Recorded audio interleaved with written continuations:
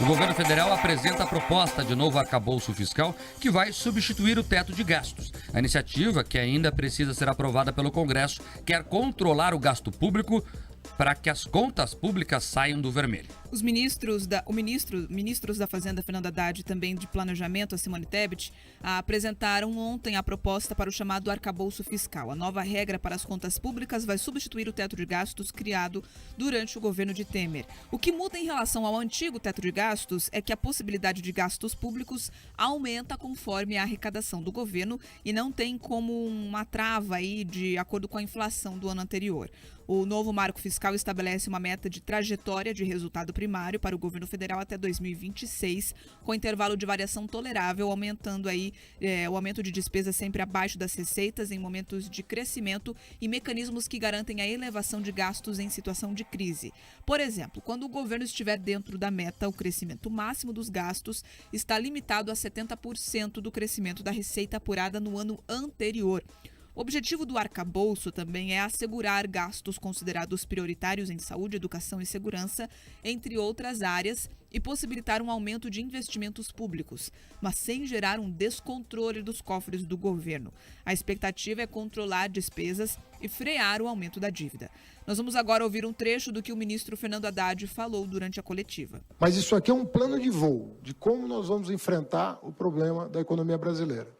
E eu entendo que essa é uma possibilidade concreta de nós, a partir desta regra, construirmos uma base fiscal sólida para o Estado brasileiro. É disso que se trata, a partir dessa regra. Então, o nosso trabalho, eu diria que começa hoje. Ele não termina hoje, ele começa hoje. Então, isso aqui é uma proposta que envolveu muitas cabeças e que hoje é dada a público depois da garantia de que são essas regras que vão chegar ao Congresso Nacional. Na análise de especialistas, a gente tem o economista João Adolfo Stadler Colombo, que comentou o anúncio do novo arcabouço fiscal. Vamos ouvir. Você tem o crescimento da receita. Você vai poder crescer sim as despesas, mas numa fração de 70%. Né? Então, quando acontecer, por exemplo, de crescer 5% o PIB, mas se acontecer, as despesas também poderiam se elevar em 3,5%, além de só o reajuste da inflação. Então, tomara que realmente aconteça alguma coisa nesse sentido, mas a ideia é o seguinte: nós não vamos só combater através do corte de gasto, eles querem ampliar o PIB para diminuir a dívida e também a questão dos juros por essa via, do crescimento e não por cortes. De qualquer maneira, melhor o que temos hoje, com uma sinalização que não vai ter aumento de alíquota, não vai voltar ICMS, tributação de PIX, que era o risco, aquilo que mais incomodaria, do que estava até ontem a gente sem ter nenhum esclarecimento sobre isso. Então, quer queira, quer não, ainda vamos entender que está melhor hoje do que na semana anterior. A produção do Jornal da Manhã entrou em contato com alguns parlamentares do Estado para saber da expectativa deles sobre o trâmite desse novo arcabouço fiscal na Câmara Federal. O deputado federal Luciano Dutti, do PSB, está otimista com a aprovação do texto na Casa Legislativa. Eu acredito muito que esse novo arcabouço fiscal que está sendo apresentado para a sociedade, ele possa trazer realmente investimentos grandes na área social e também investimentos para que o país possa se desenvolver e avançar com geração de emprego e renda. E com uma expectativa muito boa de redução de juros e também de dívida interna. Então, acredito que ele vai ser aprovado sim na Câmara por ampla maioria. Acho que toda a base do governo está preparada para que ele possa realmente ser apoiado, porque vai ser bom para o Brasil. Quando é bom para o Brasil, é bom para a sua população também. Outros deputados paranaenses, tanto da base do governo quanto da oposição, não retornaram o pedido da produção do Jornal da Manhã. Olha, em off, esses deputados, esses senadores dizem o seguinte: olha, eu preciso estudar mais, porque a proposta é meio confusa, por isso até não querem falar por enquanto. né? O Luciano Dutti falou, o Luciano Dutti faz parte da base do governo Lula, já fez ali a defesa. Importante falar que o Arthur Lira já declarou que vai trabalhar para aprovar a proposta, né? É um indicativo muito importante. Arthur Lira hoje que é um dos homens mais poderosos do país, inclusive rivalizando com o próprio presidente Lula em diversos momentos. Vamos lá, vamos entender mais ou menos o que é essa proposta do governo Lula e do Fernando Haddad. Ela não é de todo ruim, é importante falar isso. Eu sou um crítico aqui da política econômica proposta pelo setor da esquerda, mas podia ser pior. Ela não é boa, longe de ser ideal, mas bem longe mesmo, quilômetros, mas vindo de um governo do PT, até ela não é tão ruim. Veja, o que a esquerda acredita? Nós temos que partir do conceito do que eles defendem, que o Estado é o grande indutor do desenvolvimento. Então eles acreditam, né, e defendem isso, que o Estado é que tem que ser forte, grande, para puxar a locomotiva da economia, o que é uma besteira. Em nenhum lugar do mundo deu certo isso. Pelo contrário, geralmente quando o Estado fica forte demais, né, nos padrões socialistas, comunistas, soviéticos, como queiram, dá problema. Né? Dá problema, pode ver. Pode ver. A China consegue se tornar uma potência econômica quando ela começa a conversar com o capitalismo. Então vamos colocar aqui os pingos nos is. Né? Quando ela. Até os próprios teóricos de esquerda criticam isso, Pedro. A China lá tem uma economia que faz de conta que é socialista, mas é capitalista. Quem diz isso são os teóricos de esquerda, não sou eu. Então vamos colocar isso. Ponto. Tá. Vamos em frente. A mim pareceu muito, e com os economistas que conversei, que é mais um pré-plano. Que tem muita coisa que não está explicada. Tem a página 1, tem a capa do plano. Que não é de todo ruim, como eu disse aqui. Né? Tem ali alguma preocupação com o gasto público. Mas não traz ali elementos concretos. Porque é o seguinte, nós não podemos gastar mais que 30% da arrecadação. Se eu não arrecadar o que eu espero... daí eu baixo para 50%. E se eu não arrecadar, eu não sei. Aí eu tenho que ver. Tipo, olha, eu vou fazer isso aqui com base no que eu acho. Mas se não der, eu não sei muito bem o que eu vou fazer, é isso. Sem falar que é uma âncora fiscal que se preocupa muito mais em cobrar impostos do que em reduzir o gasto da máquina pública. Aí, vamos aqui pensar junto. Claro que tem que cobrar imposto dos sonegadores, óbvio. Né? Isso inclusive, é o que a lei manda. Né? Então, nós defendemos a lei, temos que defender a lei em tudo. Então, se a lei manda pagar imposto, por mais que você seja contra a lei, você tem que cumpri-la. Então, tem que cobrar aos sonegadores. Mas dá aos sonegadores uma importância na balança fiscal que eles não têm. Na boa. Não adianta só cobrar o que atrasa e achar que isso vai resolver. Tem que cobrar, mas isso não resolve a situação de forma isolada. Tem que ter outras políticas. E eu não vi quase nada sobre controle dos gastos públicos. E por quê? Porque eu volto ao início do que eu disse aqui.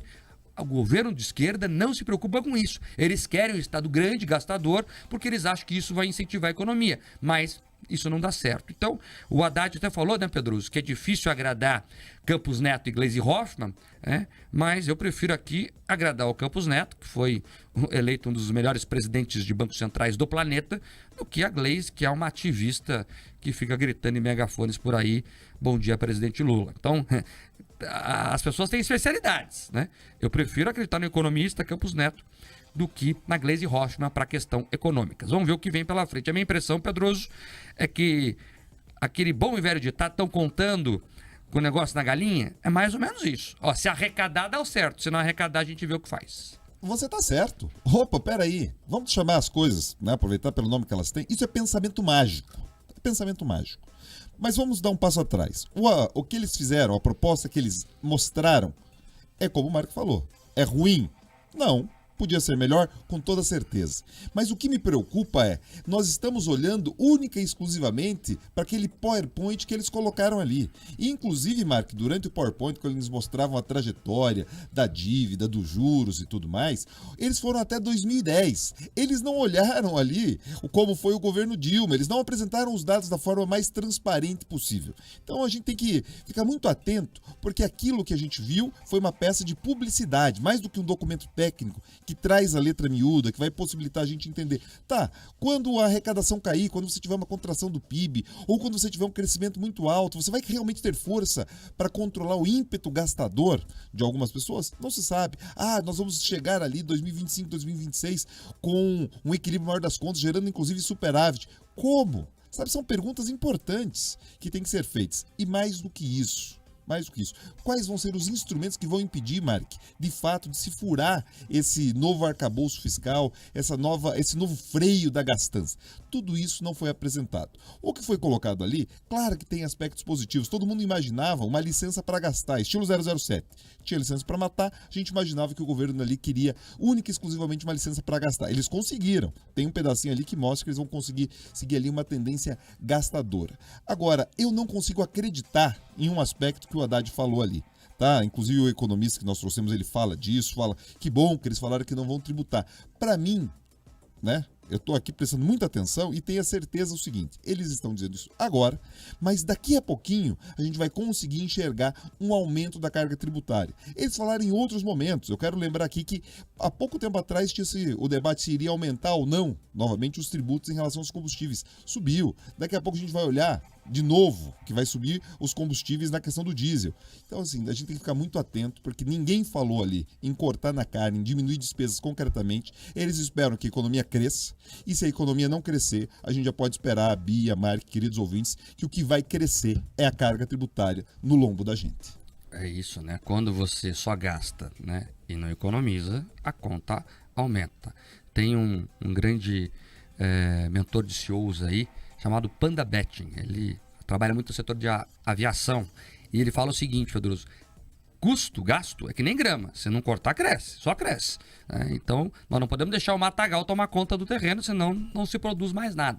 A lógica da máquina pública tem que ser essa: cortar, né? Olhar a vírgula da planilha, assim como a gente faz na iniciativa privada.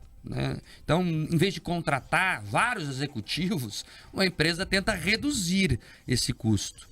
Agora, no poder público, não. Você vê lá, né, um monte de ministério, um monte de secretário, e cada um com seus assessores, e carro, e telefone, e cartão corporativo. Opa, né? Passa o cartãozão aí. E aí, é o que o Pedroso falou: o custo vai crescer, e quem paga a conta? Eu e você, caro pagador de impostos. E sabe por quê que eles resolveram lançar esse plano sem maiores detalhes? Eu fui atrás para apurar quando eles definiram a data de apresentar esse negócio. Foi muito perto de quando o Bolsonaro concretizou o anúncio que viria, Mark. Então essa peça, o arcabouço fiscal, foi colocado ali justamente como uma estratégia de disputar os espaços na mídia. Inclusive quem faz monitoramento, né, do Twitter, das redes sociais, percebeu que o Bolsonaro foi a informação mais citada até próximo ali às 10 da manhã. Depois disso, quando se começou intensamente a falar do arcabouço fiscal, o arcabouço conseguiu ali ocupar o espaço na mídia. Então não duvidem, tá, que tem muito de estratégia política nisso daqui do que preocupação real fiscal. Ou seja, eles queriam disputar o espaço de comunicação mais do que garantir uma segurança para as pessoas.